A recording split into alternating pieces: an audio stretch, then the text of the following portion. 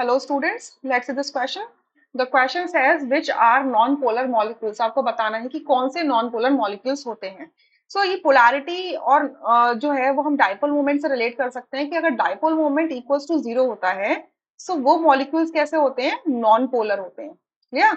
लेकिन अगर dipole moments not equals to 0 होता है तो वो polar molecules होते हैं. Polarity या जो है वो electronegativity difference से आती है.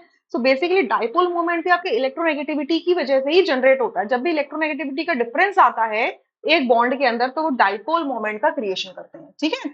सो यहाँ से आप देखते हैं स्ट्रक्चर पे ही डिपेंड करेगा अगर एक पॉलीएटॉमिक मॉलिक्यूल है तो. सो XeF4 का जो स्ट्रक्चर होता है वो प्लेनर होता है. प्लेनर स्ट्रक्चर होता है ऐसे स्क्वायर प्लेनर. ठीक है. और Xe के पास दो लोन पेयर होते हैं जो ऐसे ऑपोजिट डायरेक्शंस में होते हैं एक दूसरे से. ठीक है. सो ऑब्वियसली हमें दिख रहा है कि फ्लोरीन की इलेक्ट्रोनेगेटिविटी ज्यादा है जेनन से. सो ये जो होगा ये वाला डाइपोल इस वाले डाइपोल को कैंसिल करेगा, ये डाइपोल इस वाले डाइपोल को कैंसिल करेगा और ये लोन पेयर का जो डाइपोल होगा जिसे एटॉमिक डाइपोल कहते हैं ये इस वाले एटॉमिक डाइपोल को कैंसिल करेगा. तो ओवरऑल डाइपोल मोमेंट जीरो आएगा. सो ये कैसा हो जाएगा? Non polar molecule. So A option बिल्कुल हमारा क्या आता है? करेक्ट आता है. ठीक है. बी में चेक करते हैं SO2. SO2 का जो स्ट्रक्चर होता है वो एंगुलर होता है, ऐसे करके होता है और सल्फर के ऊपर एक लोन पेयर प्रेजेंट होता है. ठीक है. तो ऑक्सीजन में इलेक्ट्रोनेगेटिविटी ज्यादा है तो ऑक्सीजन की तरफ डाइपोल जाएगा, इधर भी ऑक्सीजन की तरफ डाइपोल जाएगा. तो रिजल्टेंट कहाँ होगा? इनका डाउनवर्ड डायरेक्शन में होगा. और सल्फर के ऊपर लोन पेयर है तो यहाँ पर एटॉमिक डाइपोल अपवर्ड डायरेक्शन में होगा. तो दोनों जो डाइपोल्स है रिजल्टेंट वो ऑपोजिट डायरेक्शन में है. इस वजह से एक दूसरे को कैंसिल आउट करेंगे बट पूरा कैंसिल नहीं कर पाएंगे. तो dipole moment not equals to zero निकल के आएगा इसके अंदर. सो ये कैसा होगा? आपका पोलर होगा. क्लियर. सी में देखते हैं NH3. NH3 का स्ट्रक्चर ट्राइगोनल पिरामिडल होता है इस तरीके से. नाइट्रोजन के पास लोन पेयर होता है. हाइड्रोजन की इलेक्ट्रोनेगेटिविटी कम है, नाइट्रोजन की ज्यादा है.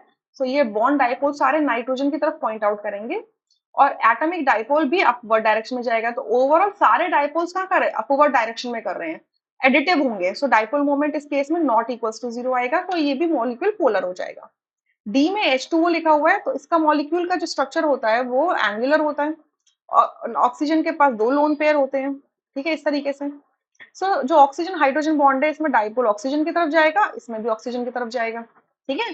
तो ओवरऑल ये क्या जा रहा है? अपवर्ड डायरेक्शन में जाएगा ऑक्सीजन हाइड्रोजन का डाइपोल. और जो लोन पेयर्स की वजह से जो एटॉमिक डाइपोल है वो इस डायरेक्शन में जाएगा, ये इस डायरेक्शन में जाएगा. तो इसका भी रिजल्टेंट कहाँ दिखेंगे? आपको इधर देखेंगे. तो ओवरऑल डाइपोल सारे के सारे जो रिजल्टेंट्स है वो अपवर्ड डायरेक्शन में जा रहे हैं. तो यहाँ पर भी dipole movement not equals to zero है. सो ये भी कैसा होगा? पोलर होगा. तो इसमें से नॉन पोलर सिर्फ एक ही है, दैट इज ए ऑप्शन में. Rest option are incorrect. I hope you understood. Thank you.